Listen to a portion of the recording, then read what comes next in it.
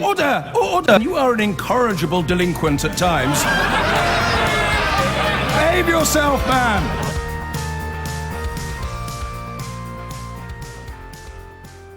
Tonight, the first person in the UK to die after contracting coronavirus, a woman in her 70s in the Royal Berkshire Hospital.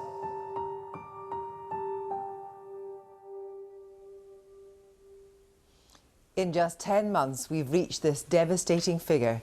Everyone a life. 100,000 COVID deaths in Britain and rising. Such unimaginable loss. Where will it end? More than 100,000 people have now died with coronavirus in the UK since March. These are human beings. These are people with families. They have lives. They're not just numbers. I'm left now with a young family who've got no dad. That was the last time I saw her.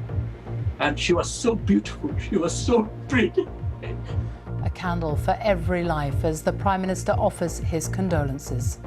I am deeply sorry for every life that has been lost, and of course, as Prime Minister, I take full responsibility for everything that the government has done. 1 year and 100,000 dead, the terrible toll of coronavirus. They were fathers, sons, mothers, daughters, grandparents, loved ones of every generation, race and creed. Today, a sombre Prime Minister addressed a nation's loss. It's hard to compute the sorrow contained in that grim statistic. We truly did everything we could and continue to do everything that we can. I love you. Tonight, we look at the stories of the people and the families behind this sobering moment for the UK. I'm as hard as nails at best of times, but I'm afraid this one, it was terrible. I'm always conscious of boring you when I talk about some of the moral wrestles that I have before coming on air. I mean, you know, I don't know what you do for a living, but I'm not sure I'd be that keen for you to spend 10 minutes explaining to me how hard your job can be sometimes before you actually got down to doing it. But very briefly, if you'd indulge me for one moment, when I came back to the studio after working in the shed, I was conscious of having become quite downcast and sad about the number of people in our country that were dying. I mean, it was grim. Since then, there's been a sort of calcification of consciousness. I think we've become almost inured or immune to it, and that perhaps is why yesterday's milestone figure of 100,000 deaths, and of course our continuing position at the top of the international COVID death rate table, just hit a little bit harder than perhaps many of us were expecting. We, on this programme, had already been asking the questions for 2 or 3 days, if not longer, that many others have been prompted to ask as a result of that milestone. Why is it so high? Why are so many of us dying? And I sort of realised this morning, shortly before coming on air, that today is a day when I'm not going to strain every sinew to keep things a little bit more upbeat. I'm not going to leaven the bad news with light-hearted revelations regarding Hong Kong Phooey #1 super guy, because yesterday I was shocked to discover I was too sad to be angry. I just can't get the number out of my head.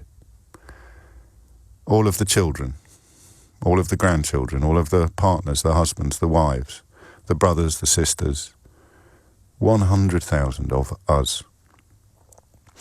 And I wish that I'd never invented the word footballification sometimes, because it's surely too simplistic an argument. I mean, I don't know where you sit politically, but imagine someone that you don't like was in charge. How would you be responding to the 100,000 deaths? You're 4,000 times more likely to die of COVID-19 in this country than you are in Vietnam. You're over twice as likely to die in this country than you are in Germany.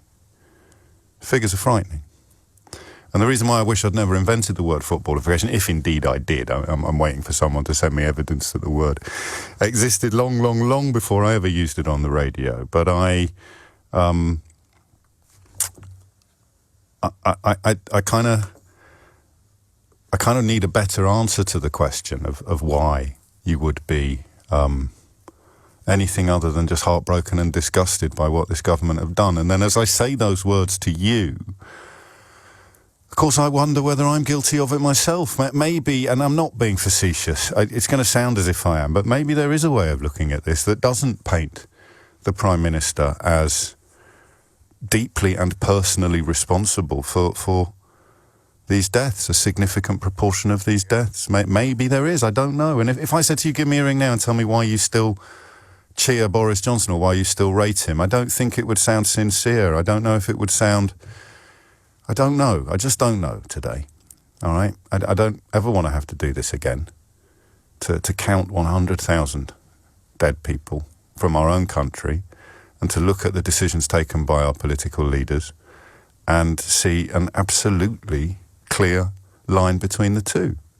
And then the befuddlement, the horror of seeing people refusing to admit that that line exists. The reason why I say I wish I'd never thought of the word footballification, that was close, is because I wish it had never been tested this severely. You know, you hop over the Atlantic and you sort of think to yourself, well, I appreciate people quite like Donald Trump's style or his racism or his bigotry or his Islamophobia or whatever it is about him that you like. Maybe you could put a positive on that list. But you'd think, you know, if he actually incites an attack upon the Capitol that sees elected American politicians from his own party, and including his own vice president, hiding under desks because they're fearful of a mob that is smearing excrement over the walls of the building, you would think at that point, wouldn't you? You'd take your scarf off, you'd take your MAGA hat off, and yet this impeachment that's underway now seems set to be scuppered by Republican senators remaining loyal to the man who incited that attack upon their own parliament. So I wish I'd never come up with the word footballification, because I don't think it ever stops applying. How many people would have to die in this country before a certain brand of punter, groomed and gaslit by a certain brand of journalist, accepts that Boris Johnson has blood on his hands? How bad does it have to be? And yet I've got this voice, it's the curse of being a liberal, I've got this voice in my head saying, maybe you're wrong, mate.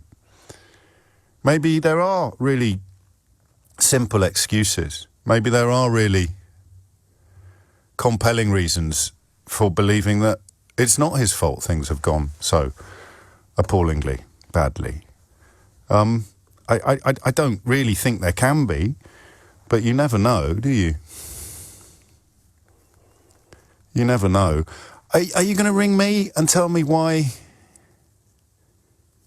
you don't belong to the section of the population that feels deeply disgusted and horribly let down? Is there? I mean, of course, we're also bent double by Brexit, that we've got half the country, I presume, resisting the urge to celebrate the fact that other countries are doing worse than us in the European Union on the vaccine rollout. I mean,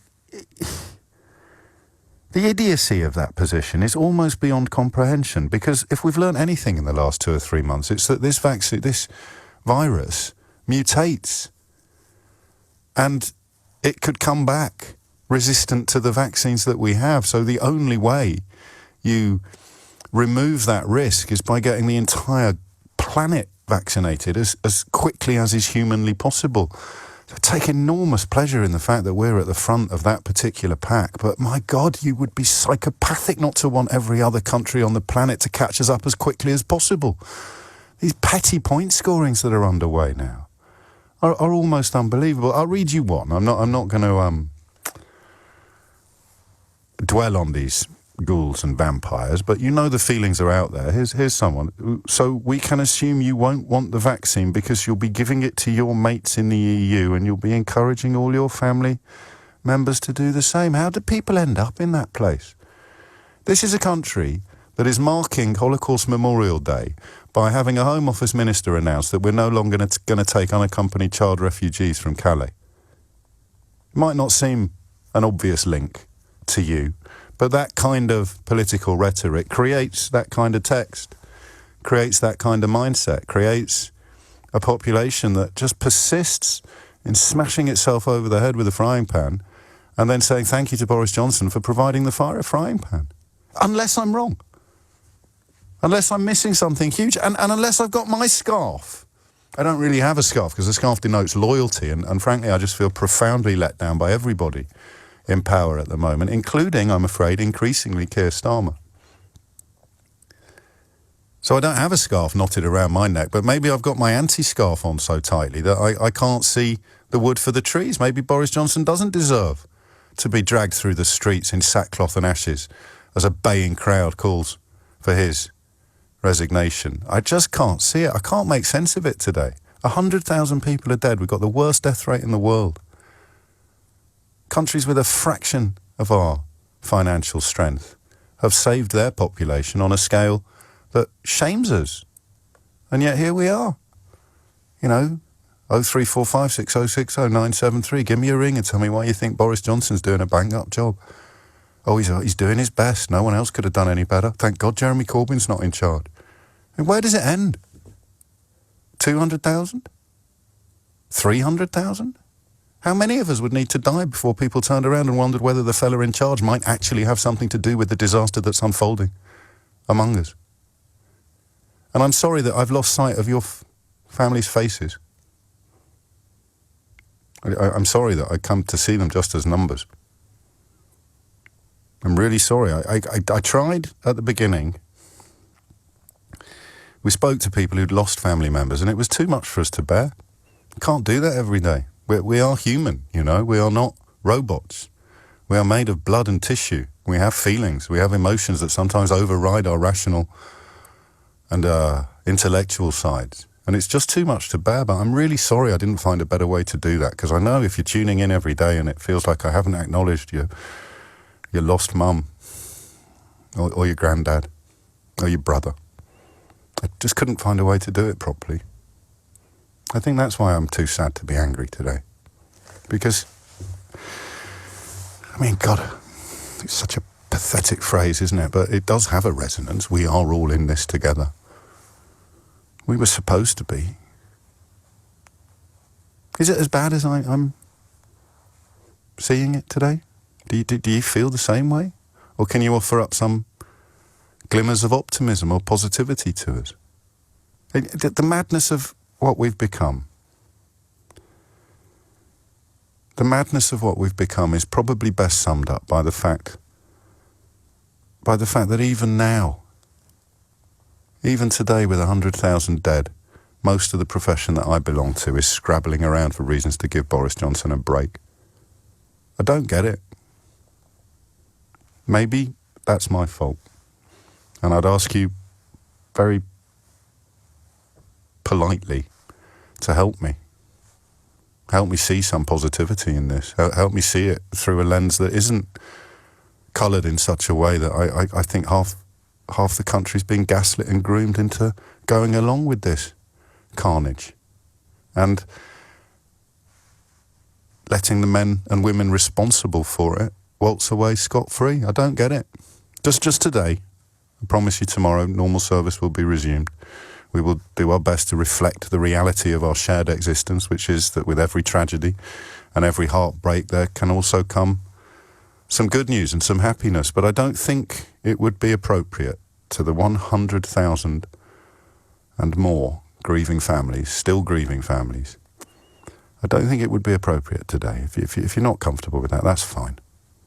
But that's what I'm going to be doing between now and probably 12 o'clock, when we'll have a listen to PMQs and see whether Keir Starmer has developed an ability to actually hold this man to account for the carnage that he's inflicted on our country. And I don't want to be this bloke either. I did crave your indulgence. I didn't realise I was going to want this much of it, but I don't want to be this bloke. I don't want to live in a country where I look at the person in charge and think that his hands are drenched in the blood of my countrymen. I don't. I'd love you to help me see things differently, but the numbers are there. So how are you doing? 03456060973. Because today I could do with a hug. Thank you for getting in touch. Is there any way of looking at this that doesn't leave all the responsibility for a huge proportion of these deaths at the door of number 10 Downing Street? Because if there is, I'll give you the money myself. Peter's in Devon. Peter, what would you like to say? Yeah, good morning. Yeah, I've never ever phoned a radio station before. Okay. But yesterday, when I watched Johnson in front of his rostrum, I got so angry. First of all, he was in front of his. Do you want to deal with that, and I'll come back to you? Is that easier for you? No, it's okay. Are you all right? My wife's on the other foot. Yeah. Okay. Yeah. He's in front of his rostrum, and the first two words on the rostrum is "stay at home." And yet, the last fortnight, he's been down to Bristol, up to Oxford. He went to see the floods up north. And then I wasn't expecting to defend him on the first call, Peter. I've got to tell you, he is the Prime Minister. He does have to get a little bit front and centre. I don't think much would be served by him doing from a bunker what he's done from the rostrums. I don't know. There's a lot of things to get upset about. Yeah, but say he's been at Barnet, and all it is he's posing in front of the press. And then he went on to say, he takes on full responsibility of what's happened. But if he did, he'd resign. Well, I think you're right. You know that I do. I don't know who'd replace him. I don't know whether it would be an improvement. I don't know whether too much water has passed under too many bridges for hindsight. I mean, to hear Robert Jenrick this morning suggest that now is not the time to talk about what we've done wrong, when, of course, if we talked about what we'd done wrong in the summer... Yeah. We talked about in the summer about what we'd done wrong in the spring. We might not have had this carnage in the autumn. Is there any? I'm grateful to you for ringing. I wish that it hadn't been such a tragic context that prompted you to do so. Is there? I mean, do you understand where I'm coming from when I say I don't want to feel like this? I don't want to think that it is on him. I really don't, because it's too grim, actually, Peter. Yeah, I understand, but as I say, it's the messages. It's the lies that come out, and all that, and as I say, when he went, and they keep doing it. They keep doing it. No one has worked harder than Boris Johnson, honest Bob Jenrick said this morning. I mean, what? Peter, you take care. You gave us all a much-needed moment of levity there where your phones went off in the background. Ben says, I needed that chuckle, James, although I think we all appreciate that it is bittersweet. Take care of yourself. James is in Croydon. James, what would you like to say? Hi, James. I just feel that it's been handled so badly, and it's just so easy to stand on a podium and say sorry. It doesn't account for 104,000 people dying. It doesn't account for millions of people losing their jobs. And in a normal world, if you are killed anyone or responsible for somebody's death, we'd be charged, we'd be in a court of law, and we'd have to be answerable to that. And I truly believe that he needs to stand up and be counted here. Well, he would perhaps say that he did, but I think this is the point Peter made. He claims that he's taking full responsibility for it. What does that mean?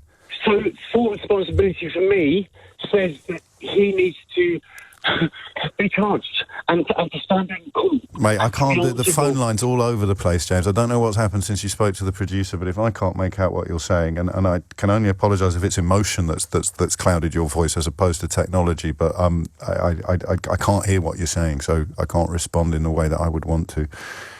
24 minutes after 10 is the time. Boris Johnson apologised to the nation last night as Britain became the first European country to officially reach the sombre milestone of more than 100,000 coronavirus deaths.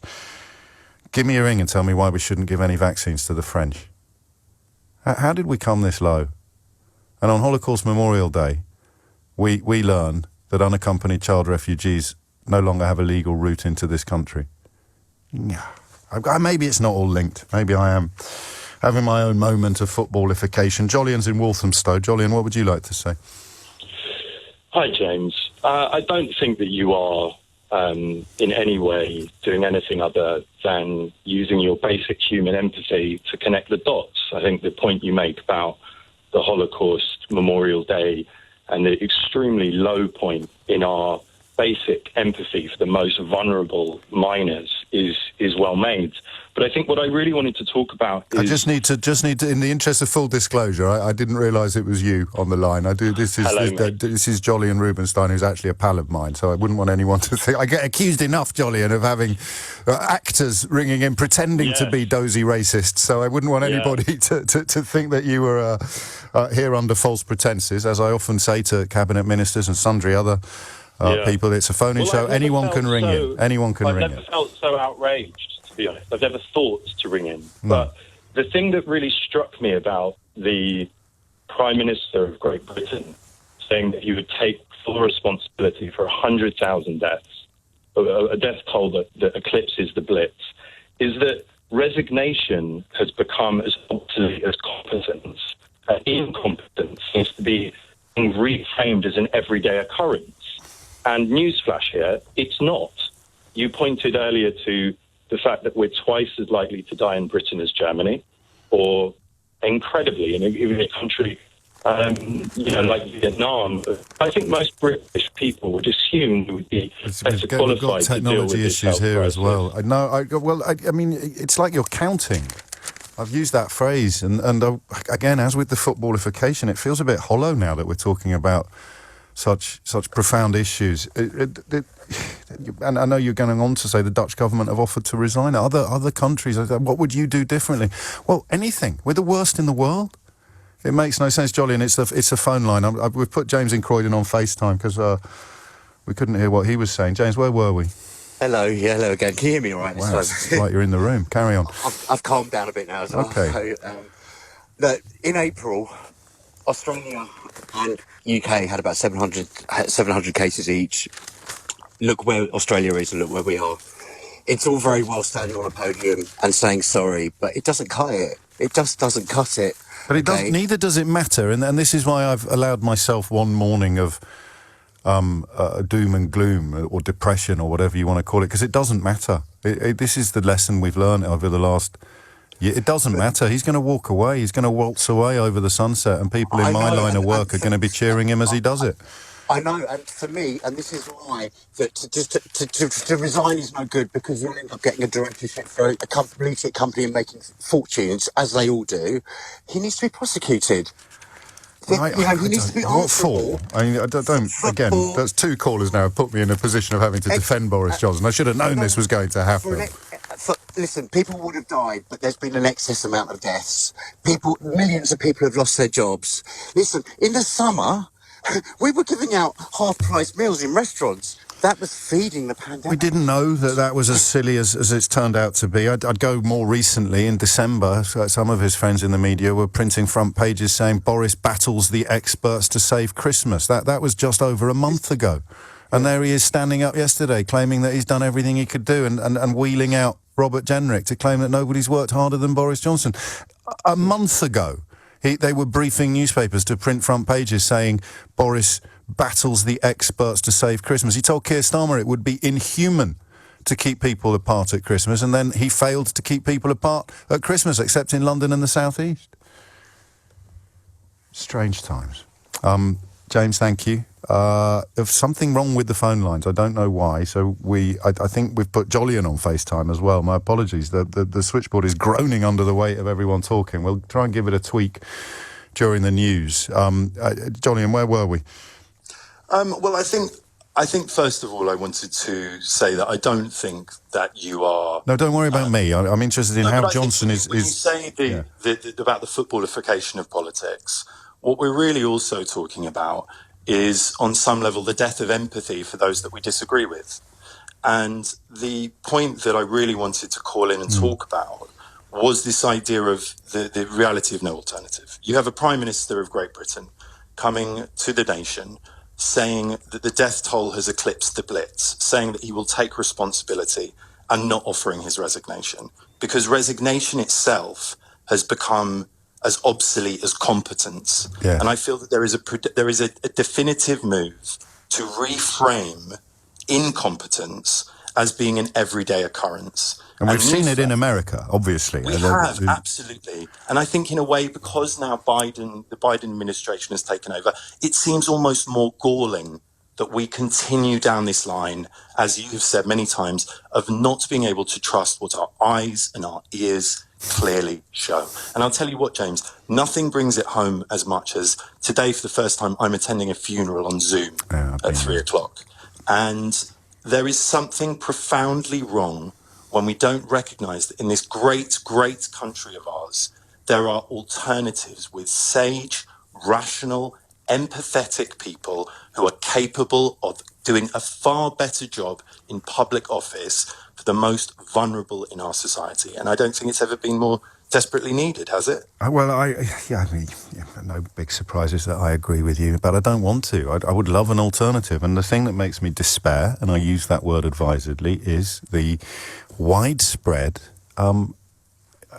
this is what Jolyon means when he talks about not being able to trust your eyes and your ears. You can. You're the boy in the crowd shouting that the emperor is naked. But of course, when the crowd is around you shouting, no, he isn't, he's wearing beautiful clothes, it can make you question your own wisdom, your own sanity, never mind your own wisdom.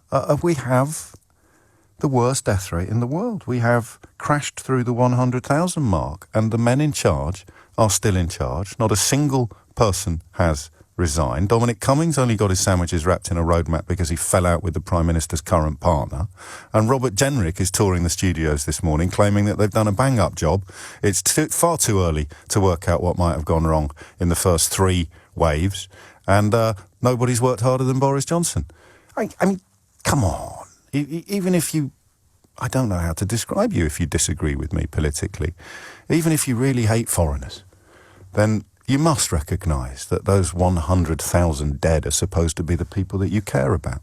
It's 10:31. Jolyon mentioned empathy, and I don't know whether or not it is just something you either get or you don't get, and all the explanations in the world, if you have a sort of empathy bypass, all the explanations in the world won't even touch the sides. But it would be, I mean, it would be a source of epic relief to be persuaded that Boris Johnson is not responsible for what has happened to our country over the course of the last year.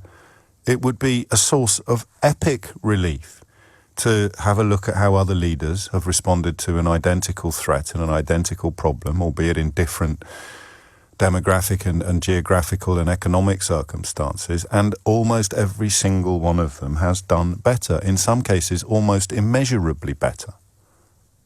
There is no pleasure in seeing a politician that you believed to be utterly unsuited for the highest office prove it in the most spectacular and fatal of terms. And yet, even as the bloke in the Auschwitz T-shirt made his way into the Capitol in Washington a couple of weeks ago, even as you watched that happen, you thought, that won't be enough. It won't be enough, because there's something weird that happens to humans when this almost primal tribalism kicks in. And they know what they're doing, these people, don't they? It's I don't know, maybe it's knocked me a bit sideways that today is Holocaust Memorial Day as well, and any attempt to put together the warning signs of how Holocausts can happen would include things that we've watched happen in our countries, both sides of the Atlantic. I don't know enough about other countries to include them. And you've seen them happening here. It's Holocaust Memorial Day, and someone called Chris Philp, an immigration minister, announced yesterday that unaccompanied child refugees will no longer be given sanctuary in the United Kingdom. It was one of the last things David Cameron's government did. They passed something called the Dubs Amendment, named after Lord Dubs, Alf Dubs, himself a beneficiary of the kinder transport, an unaccompanied child refugee who came here during the Holocaust.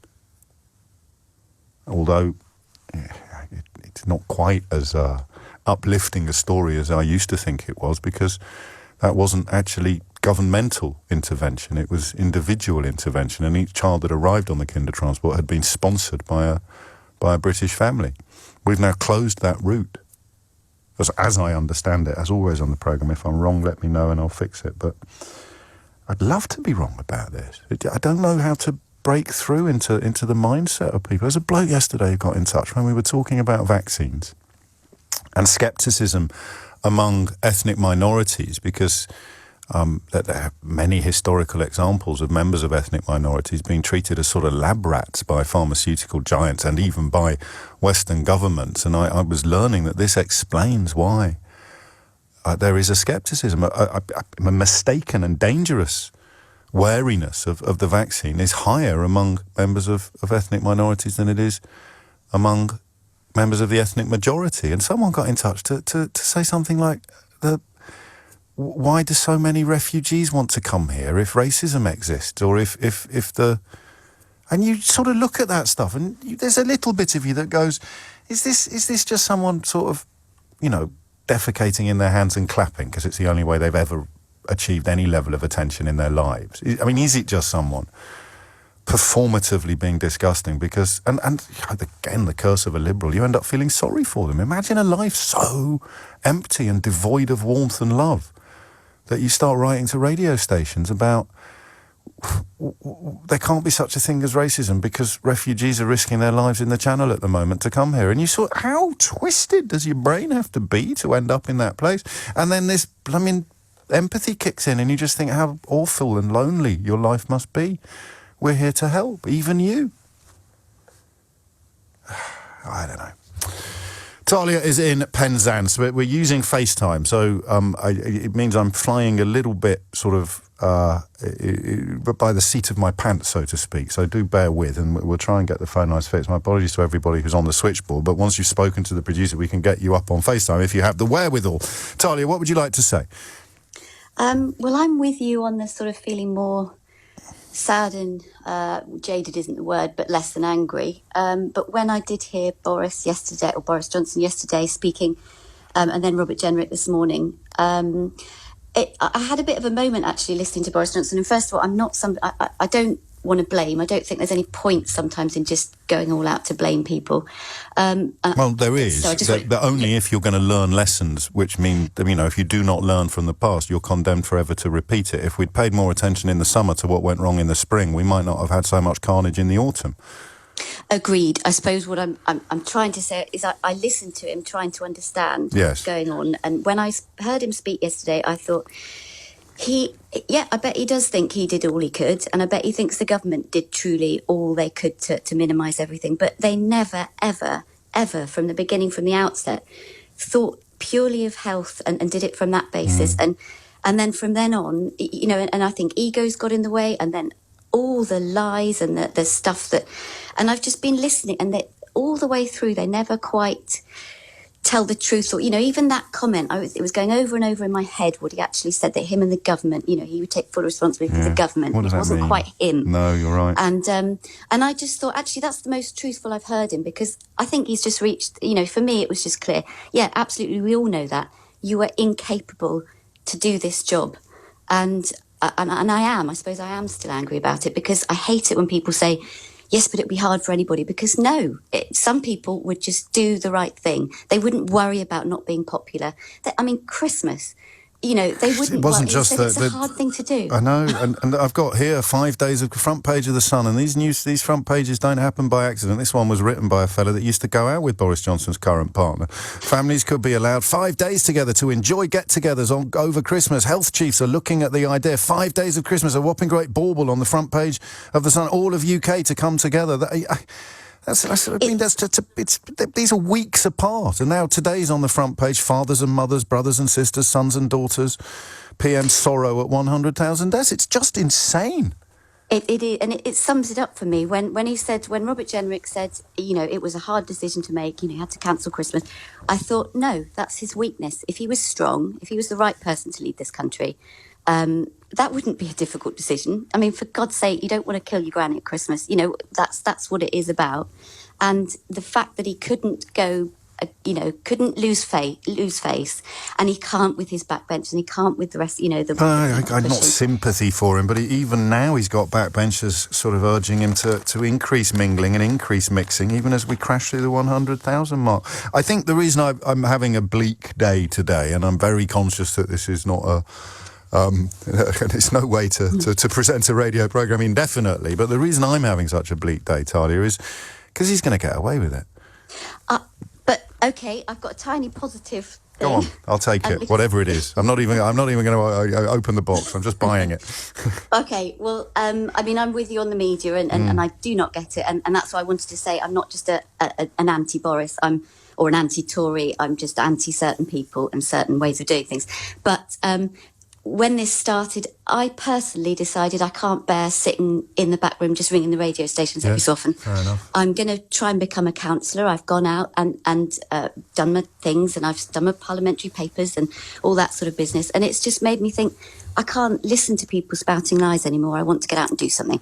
So on a teeny level, I reckon there are a lot of people, though, in similar positions that have maybe hit that point of thinking, do you know what, I might not be qualified, I might not have a PP, I might not this, but will do something or listen or even think more carefully and actually look at what they're reading and question things a bit more. And I genuinely think that. I think...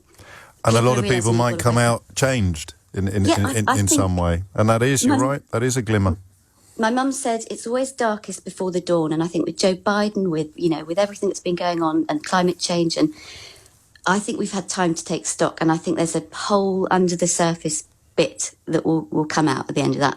That's just how I get through each day. No, well, I'm not surprised, actually. I think you need to, and you've managed to communicate by a sort of form of emotional osmosis. You've managed to accumulate or communicate some of your optimism to me, so thank you, Talia. Where we reflect upon this grim figure, and I don't know, and it wouldn't be appropriate today to have one of our philosophical inquiries into why 100,000 feels so much more significant than 999.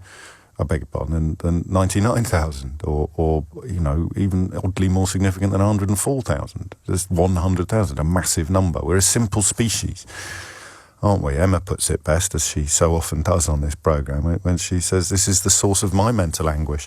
Not the lockdown itself, though that's hard enough. It's the constant barrage of evidence that we are still, as a species, rather stupid monkeys in suits. We are, aren't we? Something shiny over there. Big man leading. Let's follow. It is just a tiny bit scary, and then you sort of think, maybe I'm exaggerating, maybe I'm overthinking it, and you look at what's happening and what has happened in America. And today is Holocaust Memorial Day. Tell me again what the warning signs are. 10:50 is the time. Oliver is in Sutton. Oliver, what would you like to say? Good morning, James. Hello. I just want to slightly offer a different perspective to this argument. I work in the NHS, and I'm seeing people that are dealing with COVID on a daily basis. Unfortunately, although the government have got a lot of things wrong, and I will happily admit that, unfortunately... Unhappily admit that, I think. True. Sorry to be pedantic, go on. I'd like to say there's a lot of people out there that are not following the rules. There are idiots, but do you want to have... And obviously, some people have behaved appallingly. I generally preach compassion for the conned and contempt for the con men, but some people obviously fall between those two stools. And there's some footage, I don't know if you've seen it, of some absolute... I don't have the word. Trying to free a friend from hospital. And the doctor, have you seen it? I was watching that at A&E last night. Well, yeah, crikey, that's poignant. Just after I'd taken a patient in who has most likely contracted COVID after not following the rules. Yeah, and I get where you're coming from. And for people who haven't seen this footage, the doctor is there saying, if you take this man off with the oxygen, he will die at any moment. The patient is saying, no, I won't. And the quotes, friend end quotes, who's come to liberate him, is banging on about being an officer of the court or something, and therefore untouchable. So obviously your frustrations are real, and what you report is real. But just have a guess, if this isn't a little bit blunt. How many COVID deaths have there been since Christmas Day in this country? Honestly, I stopped counting ages ago. Yeah, I'll tell you, 30,000 since Christmas Day. Boris Johnson battles the experts to save Christmas. So I have sympathy for people who have received mixed messages. I even have sympathy for idiots, of course. But there's no way that he's not also responsible for the fact that many people still don't know whether they're coming or going. Of course he's responsible, but I also think that people should be taking responsibility themselves. We're all to blame, it's not I don't think we're at odds with each other. But again, because I'm a student of these things, if you buy a newspaper that you've been reading for 20 years and your mother and your father read it before you, and you open it up and someone's talking about face nappies or muzzles, or you turn on your telly and someone's there saying, oh, it's all over now, or you turn on your radio and say, oh, I thought there was supposed to be a second wave, where's the second wave gone? Or you turn on your telly and someone's saying lockdowns don't work. You know, I have sympathy for people who've been pushed into a position of stupidity and ignorance. Probably more than you do, because you see it firsthand and I just deal with the fallout. It is tiring. And, I'm sure I said it to my is. wife last night that I am burnt out after a year of doing it. Yeah. But at the same time, I would just, although I will be spouting off what the government are saying, I would just please and beg people to follow the rules. And people that say to me, I'm exempt from wearing a face covering, and then they turn around and cough in my face when I'm assessing them. Yeah. I beg of people, because ultimately I've got 2 children. I'm going home after 12 hours on an ambulance and seeing them, and my heart is breaking because I don't know if I'm going to infect them with it. I've had it myself. I felt terrible last April when I had it. But it's soul destroying. And going just slightly off topic for a moment. Take your time.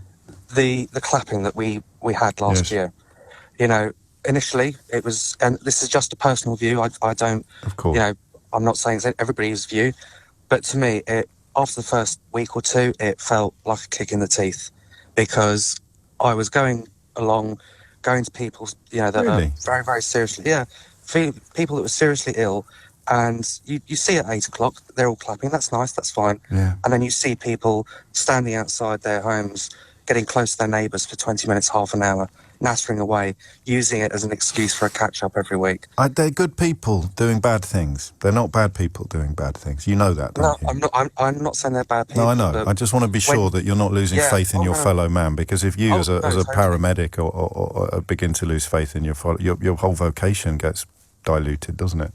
It does. But it gets to the point where you lose any hope.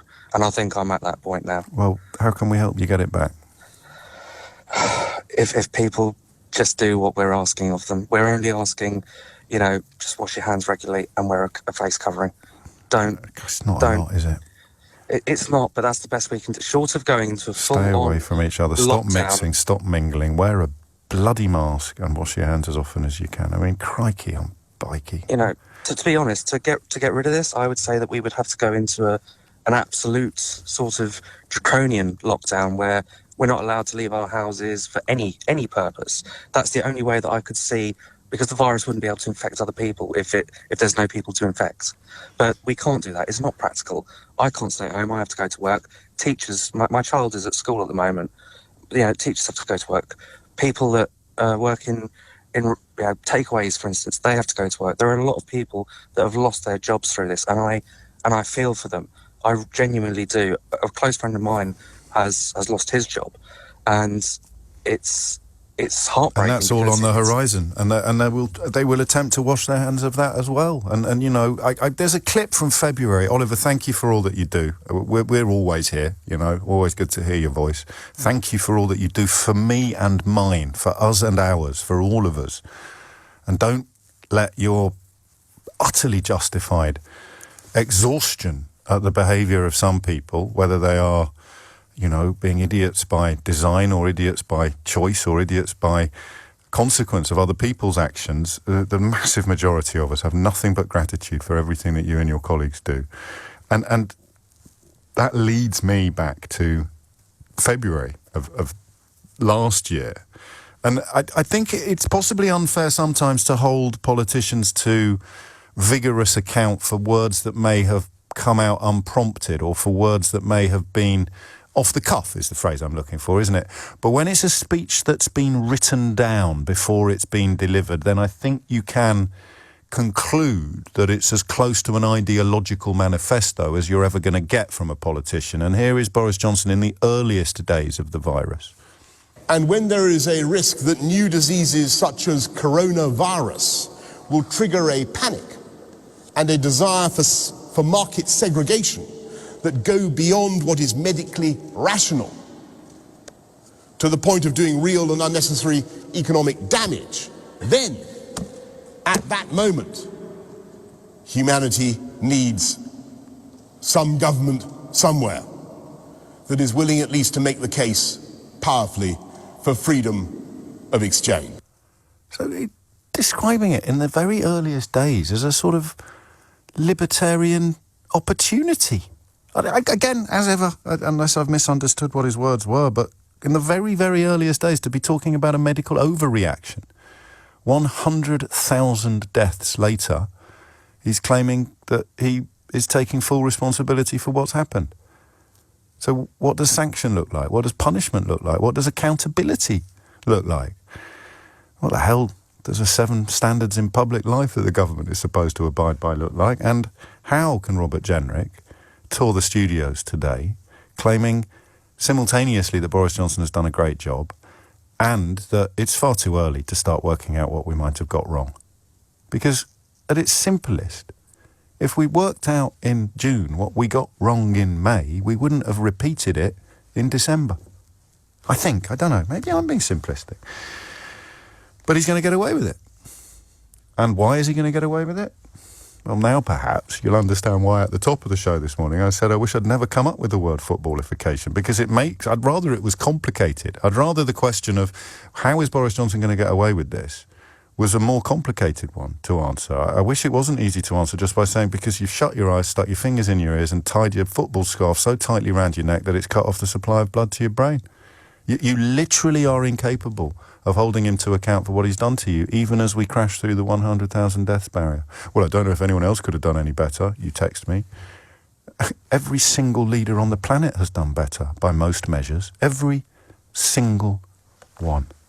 A lot of you moved by the last caller. To clarify, the available evidence, the Office of National Statistics, is that people are being really good. The massive majority of people are being really, really good. But, of course, if you abided by the rules over Christmas, you have perhaps contributed to the epic increase in infections and deaths that we've seen since then. So if you did what Boris Johnson told you to do over Christmas, outside London and the South East in particular, then I don't know that it's fair of him to say that it's your fault. What did you do wrong? I did what you told me to do, Prime Minister. And we all caught coronavirus. So I don't like the narrative of the public being blamed, although it will be part of the escape route that Boris Johnson is no doubt already plotting. The figures don't back it up. And of course, when you look at the rules, how they've moved, if you, for example, availed yourself of Eat Out to Help Out, which I did over the summer, there's no right and wrong in a lot of this behaviour. If you followed the rules to the letter since last February, when he gave that speech about not wanting to overreact or panic medically and see it as a sort of commercial opportunity, that's haunting, right? If you followed the rules to the letter, you could still have caught it, because the rules were wrong. That's why they keep changing. It's why we've had more U-turns than a taxi, you know? And that is, of course, what will happen now. And you know how many times have I said to you, just queue up your front pages. They can move in a month from saying Boris battles the experts to save Christmas to doing a sort of faux, mournful respect for him in a month. And you'll go with him. Of course you will. They wouldn't spend fortunes on owning these newspapers, many of which don't even make a profit anymore, unless they wanted to use them for a different reason. And the reason is usually to keep their people in power and to keep you in the dark.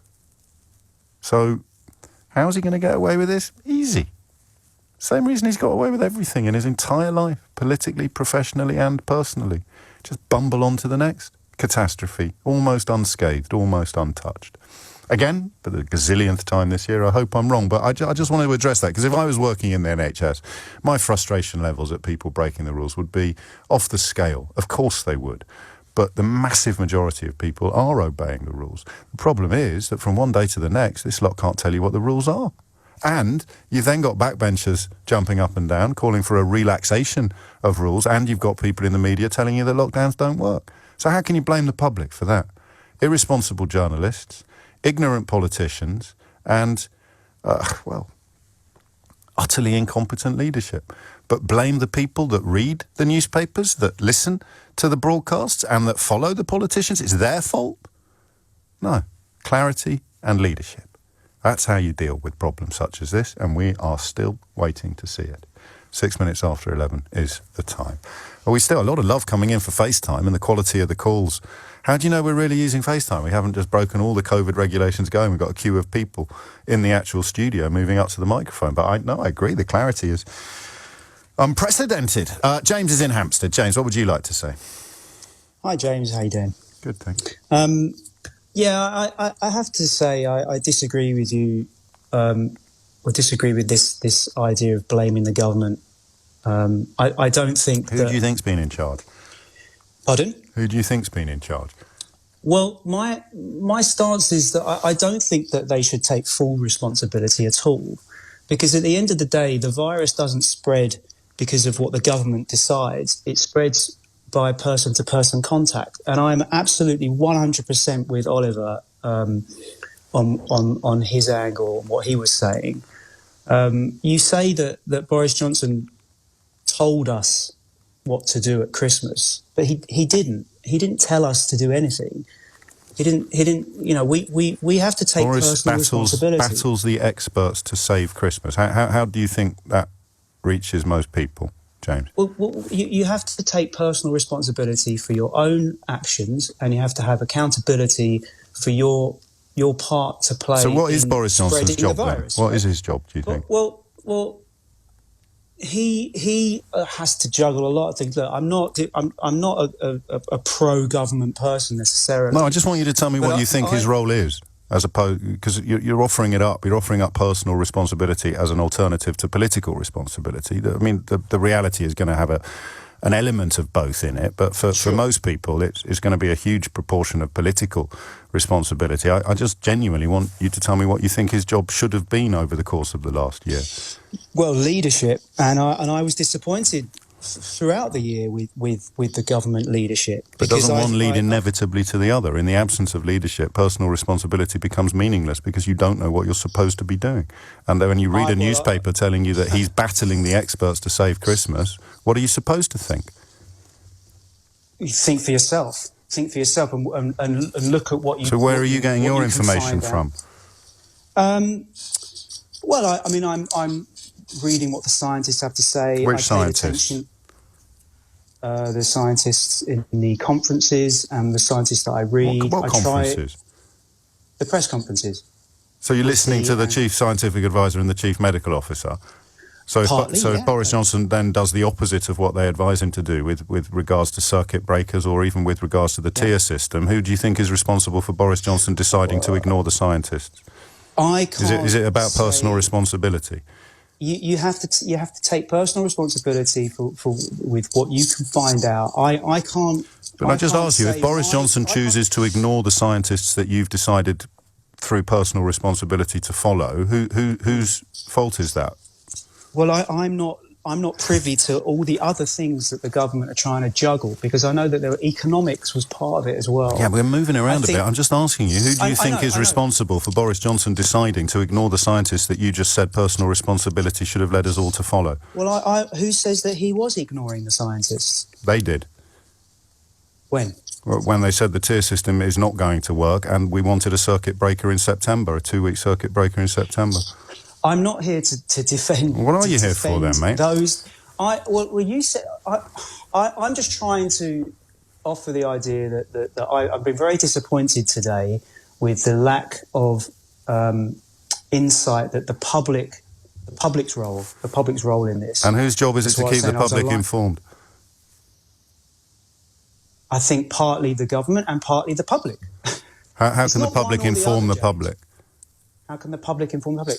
Well, look, I'm not an expert, but I haven't, just because the government have told me that I can do Christmas, for example, that doesn't mean I did Christmas. No. In the same way that but they told you that you could. If they told you that you couldn't, would you have been more or less likely to do the dangerous thing? If the government said don't do the dangerous thing, or the government said do the dangerous thing, do you think you'd be more or less likely to do it? I agree, but there's far too much focus on what the government are saying Right. and telling us to do than people taking personal responsibility. You keep saying personal responsibility, but it's already fallen apart, hasn't it, really? Okay, well, let me talk. You just mentioned eat out to help out, right? Yes. So you said, like, yeah, I went out to eat. I ate out to help out because the government said it was okay. That doesn't no, mean... the main reason was because all my family had it. What's that got to do with anything? Well, we'd had antibody tests. But you can still pass it on, though. I don't know. I mean, maybe we could have done it at the time, but we stayed 2 metres away from everybody else. Good. And we washed our hands and we did all the things that the government told us to do. But I think you're probably right. They shouldn't have let us do that either. So they got that wrong as well. What's your point? Well, the reason, I guess, that they did that, as that specific example, is the economic reason. They're trying to help out businesses from... But what about personal responsibility? Absolutely. It's not one thing or the other, James. Well, what is it then, James? It's both. Right. It's both. Okay. It's And both. Boris Johnson's job is? Boris Johnson's job is to lead the country as Prime Minister. And so the 100,000 deaths are? Oh, what? What are you asking me to tell you why there are 100,000 deaths? Well, in the context of the man who's been leading the country for the last year, yes. Everybody is responsible, including the government. But I haven't seen much direction. Why are we the worst in the world? Comparing country to country is not necessarily very helpful because every country has their own different population makeup. Well, pick any country you want. We're worse. Why? I just don't find it helpful, James. I just don't. Well, find I that can only apologise for you not finding it helpful, and you know the 100,000 families that have lost someone will no doubt be enormously comforted by the thought that it was personal responsibility that caused their relatives to die, as opposed to the absence of clarity and leadership. Just actually for them, for people listening who've lost someone, just run through the personal responsibility bit again. What do you mean in terms of people who've lost someone? You think? Well, just tell them why it's the personal responsibility is the reason why so many people have died. Just explain that to them, because I can't. I'm not. That's not what I'm saying. Oh, it is. That's not what I'm saying. Okay, tell them what it is then that you've been saying, because I've got the wrong end of the stick. I'm talking about. I read the BBC article today about. No. You're addressing 100,000 grieving families directly on the issue of personal responsibility. I've misunderstood you, so tell them what you mean. Not their personal responsibility. I'm talking about the people who aren't following the rules. Right, but the 100,000 people who have died are the only topic of conversation on this programme today. I know. And so why are you here? Because I'm disappointed. So tell them about personal responsibility. Tell the grieving families. I'm trying to tell you. Good. Go on then. Interrupting me. I'm disappointed in the press coverage, the news media. That there's not much mention of public responsibility. It's all about what the government have done, what the government haven't done. That kind of thing, and I'm disappointed. Like Oliver, well, I feel your pain. I feel your pain, James. I really am. Thoughts and prayers. Just before you go, the 100,000 grieving families. What is the message that you want to give them about personal responsibility? I'm not talking about them. Well, everyone else is. It's 11:15. The personal responsibility argument, beloved, of course, of our friends in the secretly funded think tanks who use it as a cloak with which to fillet public spending, is particularly toxic at the moment, of course, because if we've learned anything in the last week, it is that government and austerity have reduced the infrastructure that the country might have been able to call upon in a time of catastrophe, everywhere from mental health provision for young people suffering from the privations of lockdown. Nick Ferrari had a caller earlier describing how hard it is even to speak to somebody, never mind face to face.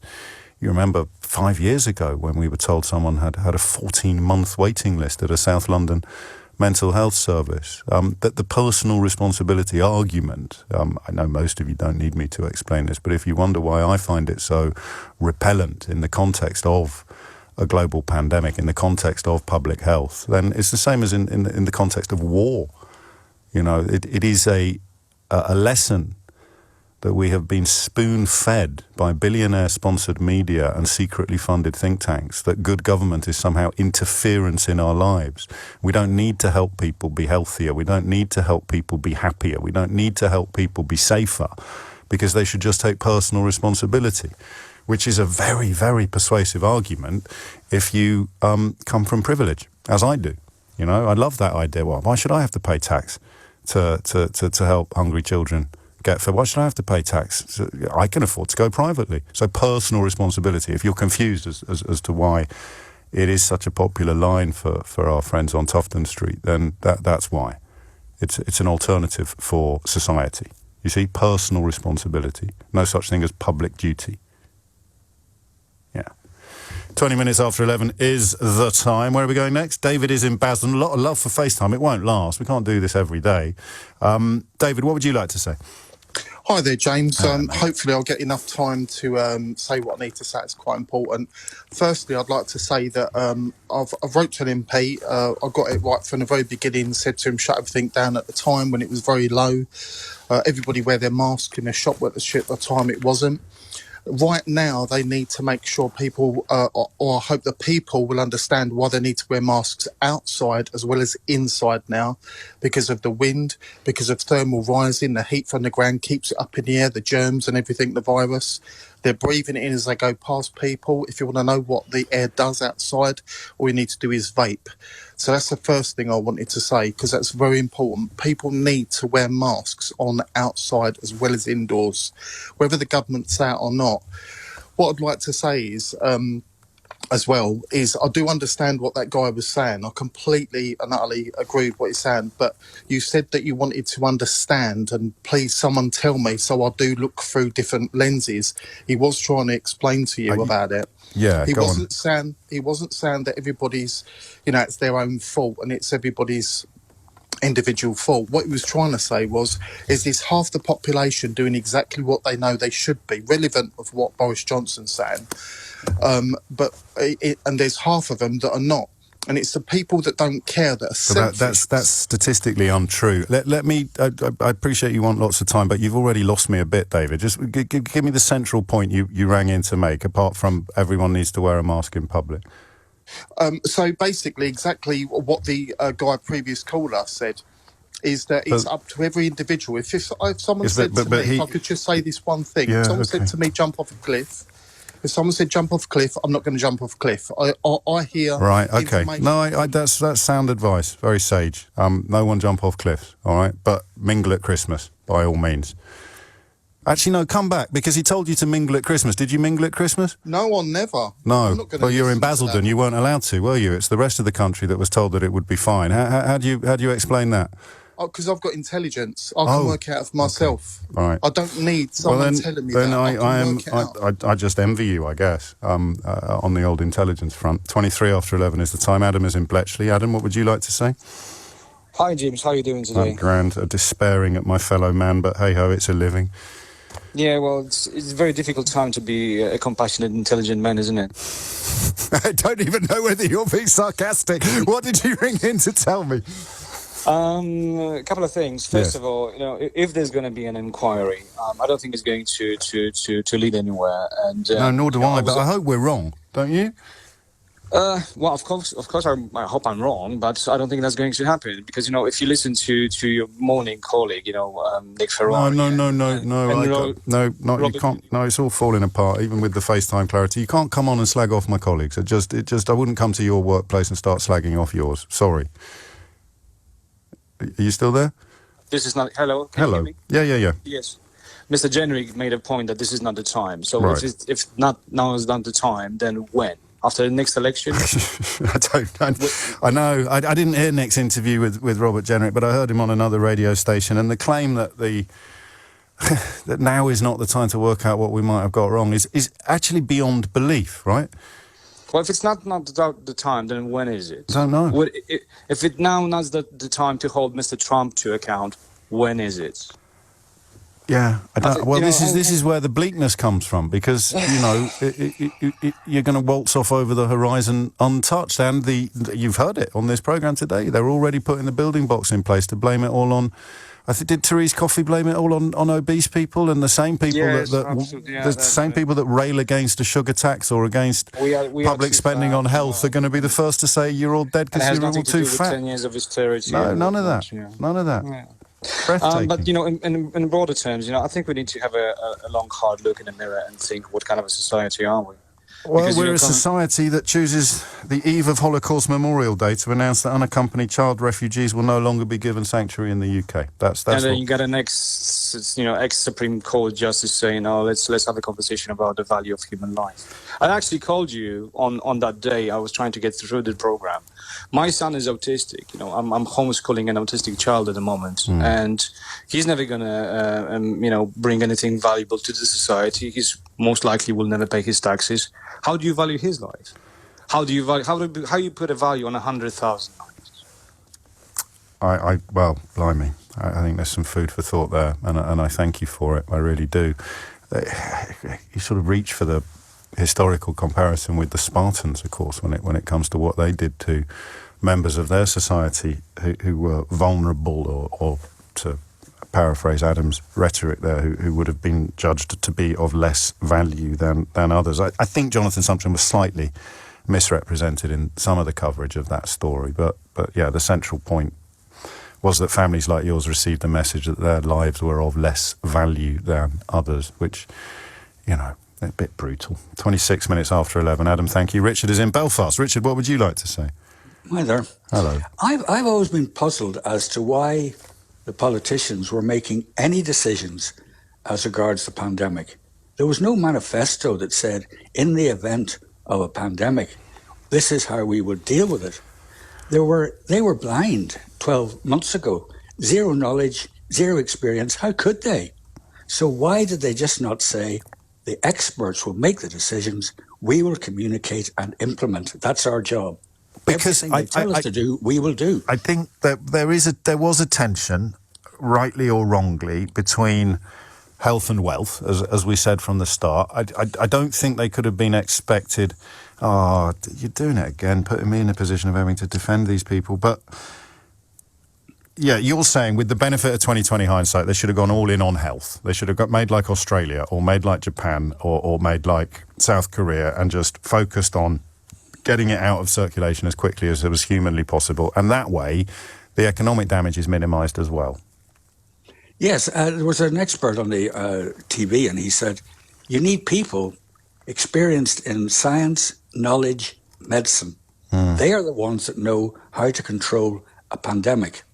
Once politics enter into it, you're in trouble. Well, I didn't see it that clearly at the beginning, not to defend anybody, but to just there seemed some wisdom in it to me, the tension between health and wealth. It seemed to me that there was, I mean, bearing in mind I'm only receiving the information that's been given me from the top, so unless I've got personal responsibility for my failure to understand things better, I didn't think that was as egregious as it appears in hindsight, and you probably didn't either. No, but I now know that health lost out badly. Yeah, well, and wealth did as well. I mean, that's the astonishing thing about the narrative of not, quotes, blaming, end quotes, Boris Johnson, is that he elected to risk health in pursuit of wealth, and he's ended up with the highest death rate on the planet and one of the deepest recessions. But hey-ho, don't forget... Based on what knowledge and what experience? None. Well, then we go back to that speech in February, which is kind of frightening now, isn't it, in retrospect, when he talks... Well, yeah. I'll play it again in a moment, because it's oddly haunting. And the line today, I mean, Adam, understandably exercised by this from Robert Jenrick, that it's too early to learn from our mistakes. How does that land? That's extraordinary. It just is, isn't it? I'm not going nuts. It is genuinely extraordinary. Has he learnt nothing from the past 12 months? Yeah, he has. Has he learned nothing during the summer? He's learnt that if you get to the end of an interview, it's mission accomplished. Yes, indeed. And I think that's probably the only lesson that any of us can take away from what's happened in the last couple of years. Richard, thank you. I might play that little clip again, just because it seems to me to help us understand. I fully understand you might not want to understand. I almost envy that mindset. Or that you want to blame it on each other, or you want to wang on about personal responsibility without being able to explain why we have a government if it's all down to personal responsibility. Or you listen to the experts, but you don't think Boris Johnson did anything wrong when he chose to ignore the experts that you listened to. It is just nuts. But I don't know, maybe we're reading too much into it. But we'll have another listen to it, where just for one day, I can't do this every day. Even if I wanted to, I wouldn't, because, I think even my most dedicated listeners would abandon me eventually. It's just too much to bear. It's why we don't come on air every day and talk about the people who died yesterday. We have to keep going. That's what life is, We have to pick ourselves up, dust ourselves down and carry on. But given the milestone that we passed yesterday, the 100,000 COVID deaths, and I'm afraid given the continuing presence of the United Kingdom at the very top of the deaths per million of the population, for countries with populations over 20 million, and given, I think the thing that really saps my energy is the knowledge of what will happen next, is the certain knowledge that you will have a concerted attempt to let them off the hook and to keep them in power and to allow them to wash their hands of responsibility for everything that's happened in the last year. And I don't know that you need any evidence. A lot of you still reeling from suggestions earlier that personal responsibility is the reason for the deaths. That is the same narrative that saw Jacob Rees-Mogg claim that if you died in Grenfell Tower, it was because you lacked common sense. It's the same political ideology. Okay? Very wealthy, privileged people resent the idea that society involves sharing. And so, why can't you access data? I don't know if you heard that on the news today, something we touched on Monday's show. You haven't got the data. So the families who are trying to do homeschooling when the only internet access they have is a smartphone, well, they should take more responsibility for it. I actually saw this in a reply to one of the clips from the show. Someone saying, well, they can piggyback on their neighbour's Wi-Fi. They should take personal responsibility for this and stop waiting for things to be given to them. I said to you, I wondered whether the furlough scheme, the social security scheme, called furloughing by Rishi Sunak, whether or not that would change people's attitudes. And I think it will. Talia in Cornwall holding up that glimmer of hope that people will emerge from this changed for the better. But remember, Jacob Rees-Mogg remains one of the most prominent people in government, and the sad fact of the matter is that he chose to describe common sense in the context of people who perished in the Grenfell Tower tragedy. The producer tells me we're getting a lot of complaints about the autism comment that came from Adam, who was speaking about his own son. So I should, on his behalf, clarify. I don't really understand why anyone would complain, but if you've, as I understood it, he was referring back to comments from Jonathan Sumption on Nicky Campbell's TV show when he told a woman with bowel cancer that her life was of less value than somebody who didn't have bowel cancer. Adam was personally very hurt and offended by that because his son has severe autism and so won't be able to, quotes, contribute, end quotes, to society in the way that someone without very severe autism would do. And he resented the suggestion that his boy's life was somehow of less value than a boy without autism. And as ever on the programme, if I've got the wrong end of the stick or if something snuck through which I didn't notice, then we will fix it. But that was what I heard, and that is what I'm pretty certain the caller intended. But it's an emotional show today. That's why we can't do it every day. I don't think I could cope. And so if I missed something there, then that's fine. But if I didn't, then stop badgering the producer with complaints. There was no negativity towards children on the autistic spectrum there at all. Quite the opposite. Adam was the loving father of a boy who is on the spectrum. 11:38 is the time. Richard, another Richard. This one's in Edinburgh. Richard, what would you like to say? I've just obviously I jumped in the car, have taken the dogs a walk and listened to some of the callers talk about personal responsibility. My personal responsibility over the last few days is organising a joint funeral for my parents. So they both tested positive on the 3rd of January. Got rushed into hospital on the 9th. I thought I wouldn't see him again. My mum passed away on the 16th and my dad passed on the 24th. So all they done, people who say take personal responsibility, all they done once a week was go shopping together to try and have a sense of normality in their life in this time, and went home and stayed in. So they've taken personal responsibility for all their actions. For people to say they should have done more, they couldn't have done any more. They've never seen it. I mean, I couldn't go see them. Well, I tried to get our friend in Hampstead to explain to people like you what he meant, but I failed to come away with a clearer picture. Yeah, and luckily for me, I tested positive on not lucky I tested positive on the 1st of January. And the good thing about that is it actually allowed me to go and sit with my mum and dad as a past. Because you couldn't go and give it to them after they were tested positive. I couldn't give it to them, so I had phone call, and then when my mum passed, I held her hand and she went, and then I knew my dad wasn't getting out, and then so basically every time I was waiting on a phone call, so I had to wait 24 hours a day. I knew he wasn't going to get out. I knew he was going to die in the hospital. And last Saturday I got the phone call. Luckily enough, we took in a whiskey, we had a laugh, and 10 minutes later he passed.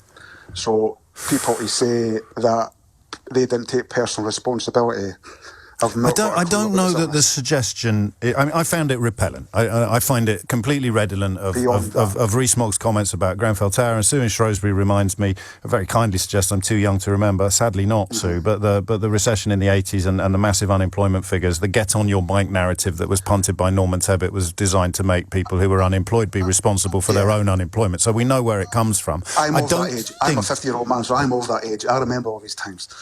Yes, and you know the song is an old and familiar one, but I don't think our friend in Hampstead was suggesting that your parents died because they were irresponsible. Well, maybe I hope he wasn't.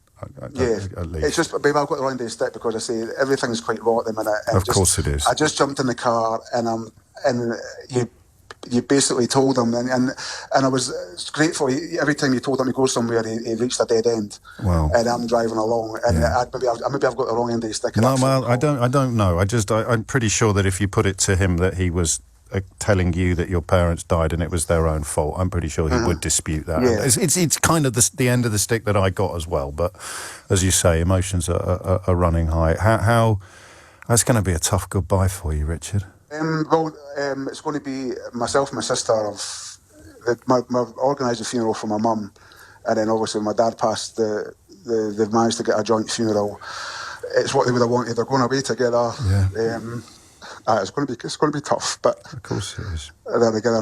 Yeah. So this is the first time I've phoned a program like this. But I just felt picked your moment, have you? You've gone in on a big one, not gone in on a. You know, what colour's your front door or what's your favourite biscuit? Yeah. Can I tell you something that helped me a lot when I lost my dad a few years ago? And when you mentioned then that you got to spend some time with them in the strangest of circumstances, the thing that comforted me, and it took a while, but I know that they knew, I know my dad knew how much I loved him. Are you going to knock me off again here? Well, I know. I'm pretty sure your mum and dad knew. They knew the same from you as well, and that will be a comfort to you in the years to come. Richard, I promise. Massive comfort. Good man. Take it. Listen, thanks for taking my call. Hey, anytime, and I hope we talk again in happier circumstances. But yeah, if you're driving along and you hear someone on your radio claiming that the personal 100,000 deaths, people need to take more personal responsibility, and you're burying your parents later today, you can understand why. There may be a degree of unhappiness with that suggestion. 0345 606 0973 is the time that I was about to say the time that you need. I'm getting my little punctuation marks mixed up. 0345 606 0973 is the number that you need. 11:43 is just the time, whether you need it or not. Nick's in Wimborne. Nick, what would you like to say? Hello, thanks for letting me on your programme. Absolutely brilliant programme as usual. It has its moments. Look, first of all, I'm an Australian citizen and a British citizen, so I'm lucky enough to see things from two different perspectives. Now, the Australian system, as you know, there's been 909 deaths so far, and there's 5 new cases yesterday. Now, I think it's very obvious why this is. In Australia, I mean, you remember with us, back in March, they announced that they were going to suppress the peak to keep it so that the NHS wouldn't be overwhelmed. Flatten the curve, wasn't it, or something? Yeah. And when they said that was a tacit admission that they weren't going to try and stamp it out. They were quite happy for it to run at a high level as long as it didn't overwhelm the NHS. All right? Yes. And that means, of course, test and trace can't work if you've got so many cases that are active. Whereas in Australia, they took the decision they were going to suppress it out. And as a result, everything's open. Their economy is working. You can even go there on holiday, but you obviously have to quarantine do the for 14 2-week days. quarantine. Yeah, and I think it comes back to that very simple decision, and I believe that the decision was taken in this country to let it run riot in society for people to gain herd immunity. That's where step happened in this country and in Europe as well, but certainly in this country.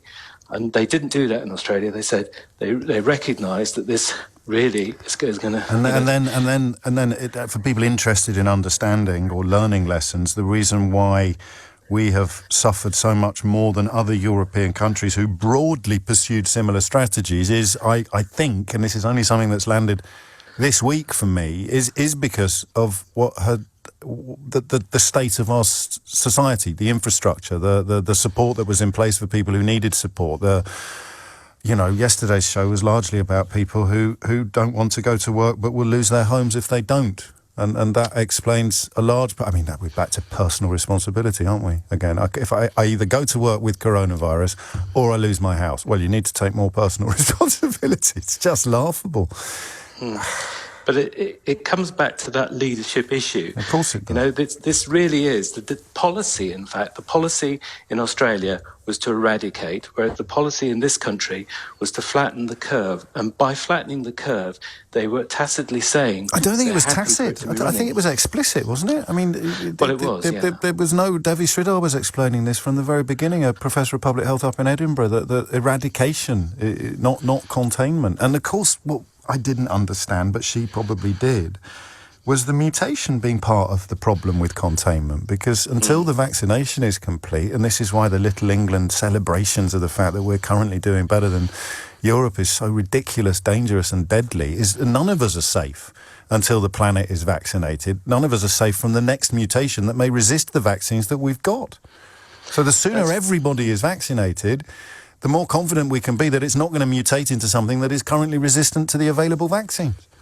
Indeed. I mean, the more virus you have out there, the more chance, its probability of mutation. And the fact that the mutations, this last mutation that happened here, has made it so much more transmissible, the danger is they're going to end up with a mutation which is going to, kill a lot more people. And that is the worry. So we should really now, surely, we shouldn't be gambling, because this is the way I see it. I see, in all fairness, I voted Tory in the past, I voted Labour, I voted Liberal in the past, but I'm not happy with what's going on, and I'm really quite angry about it, because I see it as a kind of a gambling attitude. We'll just see what happens. And I think, like Australia, this is something that we shouldn't just see what happens. This is a new novel virus. We still are. And we had Robert Jenrick this morning saying it's too early to learn lessons. The best analysis, actually, which I don't know whether it will comfort you more than the gambling analogy, is an explanation of how Johnson in particular waits until the choice is easy. Yes, true.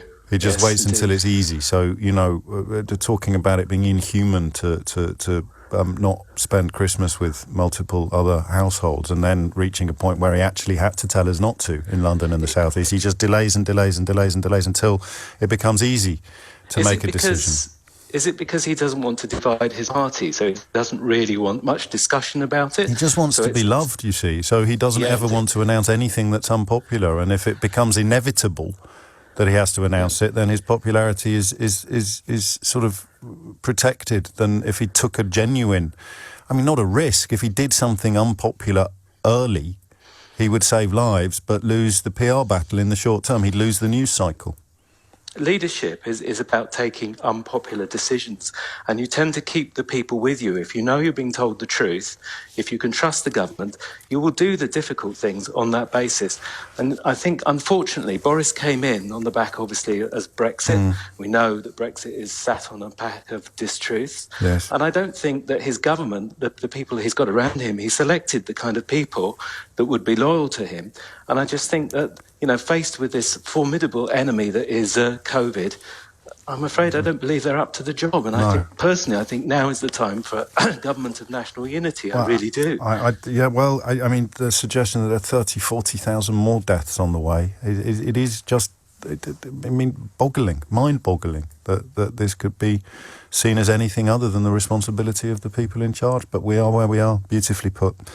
Just sorry you had to do it. It's 11:49. You know that I am not generally a fan of imagine ifs, but occasionally I allow them. Some of Priti Patel's moments. I think it's been helpful to point out what the British media would have done if Diane Abbott had been in that particular post. And today there is a reason why the last leader of the Labour Party is trending, because if Jeremy Corbyn had presided over 100,000 deaths, then, as our friend James Felton points out on Twitter, somehow I don't think it would be covered as the Prime Minister is feeling a bit sad.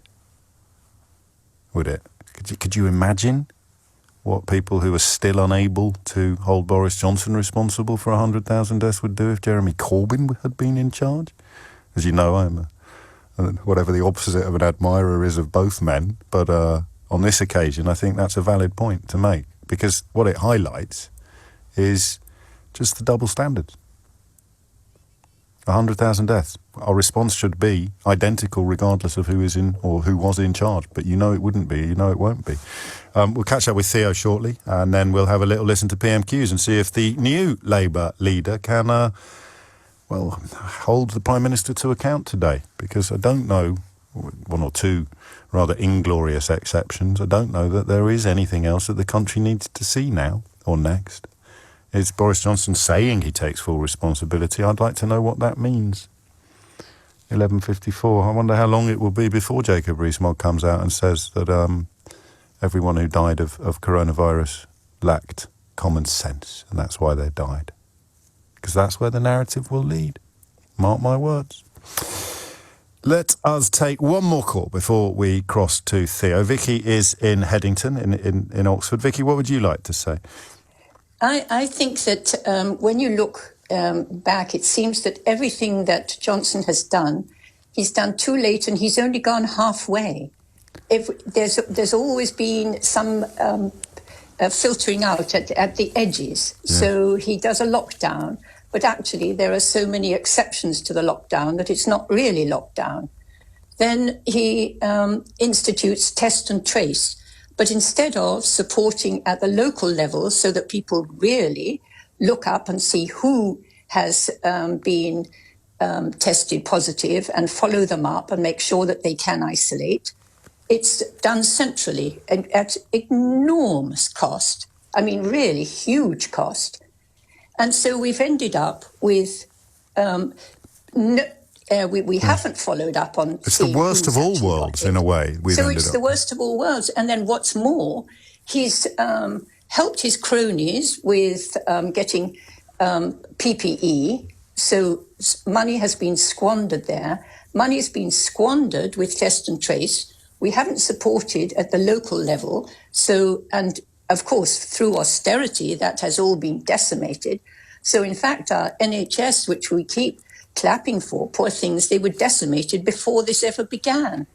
So, and then what's more, we've now got the worst economic decline of all the developed economies. Well, fingers crossed it won't be as bad as the forecasts suggest, but of course we are currently governed by people who ignored economic forecasts to get their major project over the line. This will sound facetious, Brexit. Vicky. Happy Brexit, one and all. This will sound facetious, but I mean, obviously we are still hearing very, very good news regarding the vaccines rollout. So we take our... But James, yes. This vaccine... Listen, we've now... I mean, it's wonderful. People are getting their jabs, but we're only getting one jab. So again, that's only halfway. So, I mean, But there's a finite number of vaccines, and giving one jab to as many people as possible is the plan, and then a slightly longer delay before you get the second jab. No one's suggesting that you won't get the second jab. If you've only got 10, and you can either give 5 people 2 or 10 people 1, I see the logic in that, Vicky. I'm no virologist. I can see the logic, James, but what I'm meaning is that we're talking about how, this is so wonderful, it's going to save us. And it's still different from what we were sold, and there's still, your central thesis holds. Even on the thing that's going well, they moved the goalposts after they'd kicked the ball. We find ourselves I kind of, it's been an odd show today, and I can only thank you for letting me do things like this once in a while. I wouldn't do this every day because I don't think either of us would benefit from it at all, actually. But that 100,000 milestone did, I think, resonate with most of us in a way that took us by surprise, actually, especially if you are kind enough to tune in on a regular basis. You'll know that there were no surprises contained within the United Kingdom's arrival at the top of many of the International League tables for tragedy. But yeah, more sad than angry. Although our friend in Hampstead nudged me in the other direction, that Rees-Moggian idea that when terrible things happen, it's because it's your own fault. Government, we don't really need governments, you see.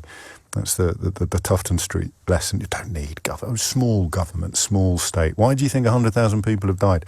Could it have anything to do with the fact that the rhetoric of small state and interfering governments has been injected into our bloodstream by people who won't even tell you who pays their wages? And up next on the programme, a guest from such and such secretly funded think tank. Could there possibly be a link between that, do you think? Right-wing media bending over backwards to provide space for right-wing lobbyists masquerading as think tanks and arguing ceaselessly that we shouldn't do things like help people eat more healthily. But they're the same people pointing out that our death toll is linked to obesity. But they're the same people who don't think that we should spend public money on helping people not be obese because all you need to do is eat less and exercise more. Right. So they're going to argue both of those positions, are they? We shouldn't do anything about public obesity, but also public obesity is a reason why we have one of the highest death tolls in Europe. Yeah, anyway, still more sad than angry, although I guess the pendulum swings. 12:36 is the time. Little bit of reaction to that, and then we will mark Holocaust Memorial Day properly in the final minutes of the programme. Let's go to Craig in Chichester. Craig, what would you like to say? Hi, James. Hello, I just I've listened to quite a few people calling in today, and I see both sides of the argument. So, one side, there's the personal responsibility. But hang on. I promise I'll give you plenty of time to talk. Yeah. But it's not two sides of an argument. Most people who've died haven't died because they've been silly. Most people who've died, you could make an argument for saying they've been infected by people who've been silly. Yeah, but you heard Richard. Richard is burying both of his parents later today. And out of respect for him, I thought we'd remove personal responsibility from the equation altogether. But, James, it's the government's... So personal responsibility is the issue, but the root cause is actually the government. That's what I want to say. So, example of this. So I've got a lot of friends who they're very quick to spout off that it's everyone else's fault. So people aren't following the rules, people aren't wearing masks, people aren't doing this, that and the other. I think generally people are playing by the rules. They are. I think the ONS supports you. We've got quite high public... However, go on. When you talk to people, there is often quite a lot of hypocrisy. So you talk to people and you kind of go, they're spouting off about this, that and the other, and then you go, but you went to visit your aunt and your cousins last weekend. You went to go visit your girlfriend in another city. You did this, that and the other. And then there's always a response of, yeah, but I was clear, or no one had symptoms. But we've got a Prime Minister. Exactly. And this is the point I'm going to make, right. is the fact that basically the government and the media are responsible for shaping the way the country thinks. Okay. Sorry, yes. Right? All right, I'm with you. So they're responsible for shaping the way the country thinks. And for the last 10 years, there's been, I suppose, an encouragement of dishonesty, unaccountability, hypocrisy, which I think is the biggest deception that anyone can be responsible for. And yet that hypocrisy is almost acceptable now. And it's all kind of dressed up in this idea of self-interest and selfishness, which is the Tory ideology. I mean, that is not again.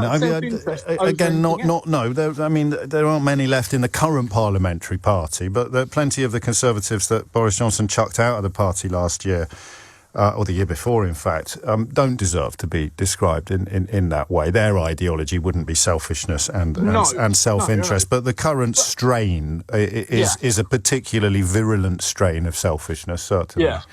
But arguably, the idea of taking personal responsibility for everything in your life is one. It's not selfishness to an extent, but it could be linguistically put into the same kind of bracket of that, if that makes sense.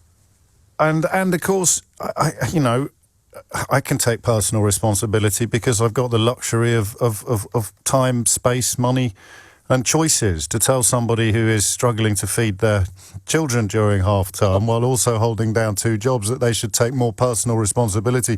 Someone who's run out of data and can't homeschool their child on a flipping smartphone should take personal responsibility. Someone that's got no Wi-Fi should take personal responsibility. Someone who's burying both their parents should take personal... It's just a toxic ideology that is punted into the public bloodstream by precisely the institutions and people that I've just described.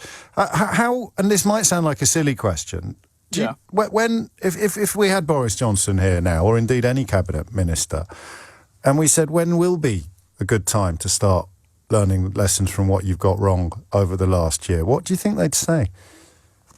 Well, they wouldn't, would they? I don't know. Answer honestly to anything. They just... Well, again, I'm not quite as bleak as you. I mean, Priti Patel has let it be known, and these things rarely happen by accident, that she called upon the Prime Minister to close the borders completely, a travel ban to stop the new strains of the coronavirus getting into the country. And she has suggested, the Times have miraculously got hold of the story, that she suggested this move to allow time for the preparation of a blanket hotel quarantine system. So they've stopped singing from the same hymn sheet, which is always significant. But if I'd had the pleasure of meeting Robert Jenrick this morning and I'd said to him, well, all right then, Bob, honest Bob, me old mucker, when will it be time to start listing all the things you've got wrong and wondering why you're doing them again? What would they say? I mean, I don't know how to answer that. Nor does he. There isn't, is there? I mean, I don't think so, no. But of course, doff cap, Tug Forelock, stop asking silly questions, you lefty Ramona, or whatever the phrase is this week. I can't keep up. But I think part of it is, I mean, from a lot of kind of, I hate saying this when you do this, because it's like my own research. It sounds like you're an internet nutter. Like, I mean, I'm university educated. You know what I mean? Not that that means anything, but I actually care about critical. Yes, okay, sure. And I think, and this actually explains a lot of the Brexit ideology as well as the current Tory ideology. Is a lot of it. I read the book The Sovereign Individual, written by William Rees. Oh, have you? Because Alistair Campbell got very excited about this, didn't he, recently? Now, I actually think a lot of the Tory ideology is actually, the current one is actually attributed a lot to that. If you read through that, you start getting an idea of actually the reason they're pushing this kind of selfishness and self-interest idea. Look, if you connect it to that, it all makes sense. And well, there's some Herbert on the back page of Prospect magazine this month who is asked what the most important lesson of all is, and talks about how wealth persuading poverty, the biggest problem of all is wealth persuading poverty to use its political freedom to keep wealth in power. And I think that tallies with some of the messages in that book. There was another one as well. There were 2 books that he wrote, I think. It was Alistair Campbell started mentioning the second one, The Sovereign Individual, relatively recently. That doesn't count as doing your own research, you sausage. That's reading books. That's fine. It's when you go onto the internet, find someone on YouTube with fewer qualifications than Kermit the Frog claiming to know better than the epidemiologists or the virologists do. Or indeed, when you have Andrea Leadsom claiming to understand the World Trade Organization better than Pascal Lamy, who ran the World Trade Organization, does. That's when we've got a problem, Craig. Reading books, seeking to understand them, that's fine. That's the kind of research we all approve of. 12:44, squeeze in one more. James is in Rustington in Sussex. James, what would you like to say? Hello. Hello. What do you think about the clarity of calls? Some listeners are unhappy, James, because they think you sound as authoritative and as important as I do now. Oh, God, yeah. Yeah, it's been a bit of a sad start of the year, it has for me, because I lost my granddad in November. I'm so sorry. Yeah, he passed away in his sleep, which is very peaceful. Good. Not good that it was peaceful. Not good that you've lost him, obviously. No, not good, no. But he was such a lovely granddad to me. And my mum and dad work for NHS to do, and it's just getting so busy at the moment for them. It's getting so busy. We've kind of lost sight of stuff. This is why I find the comment that now is not the time to learn lessons from what's gone before so ugly and dangerous because, protect the NHS was supposed to be the mantra. It turned out to have been done at the cost of thousands of people in care homes. But now, and yesterday, one of the things Chris Whitty said about things getting a heck of a lot worse in the coming weeks before, touch wood, please God, the vaccines kick in properly, that the NHS is under greater strain, as I understand it, than it was in the first wave. Yeah. And I feel Chris Whitty and Patrick Vance have done a really good job for our country. They've worked so hard. And Chris Whitty, I remember during Christmas time, he works in the wards caring for patients. And they go out and do vaccinations when they've got some spare time as well. Jonathan Van Tam and Chris Whitty. James, thank you, mate. I'm so sorry for your loss. We're up to the 12:45, and I do want to speak to somebody from the Board of Deputies after this break about the National Holocaust Memorial Day, but also about the opportunity to draw attention to very real and present atrocities happening on this planet. 12:45 is the time. I'm always slightly wary of quotes that I found on the internet, but I'm going to share this one with you very, very quickly because it is, such a poignant one from Yuval Noah Harari, who you'll know as the author of *Sapient*, a brief history of humankind, and other great tomes. To defeat an epidemic, people need to trust scientific experts, citizens need to trust public authorities, and countries need to trust each other. Over the last few years, irresponsible politicians have deliberately undermined trust in science, in public authorities, and in international cooperation. To prevent a catastrophe, we need to regain the trust we have lost. You cannot defeat a global epidemic through propaganda and isolation. The real antidote is scientific knowledge and global cooperation. I'm not sure when he said those words, but I think it's fair to say they haven't been fully heeded.